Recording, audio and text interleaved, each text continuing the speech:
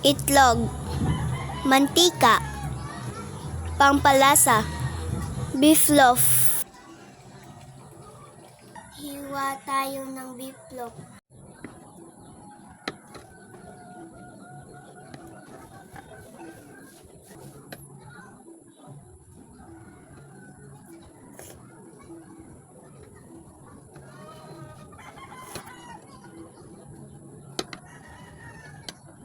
Pangalawa, haluin ang itlog.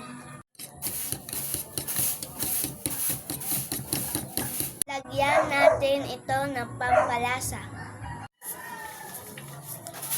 Pagkatapos, magsindi na tayo ng apoy. Initin ang kalaha at lagyan na ng mantika.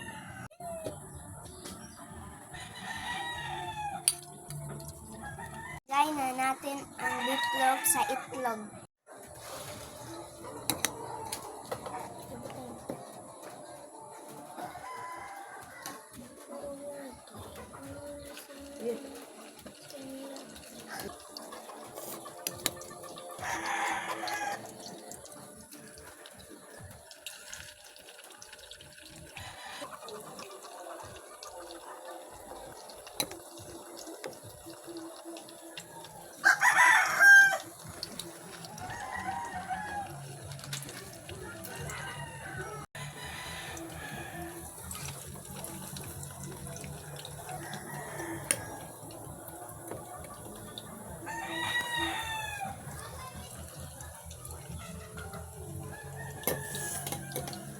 Hintayin natin na maging golden brown at ibaliktad ito. I-check natin.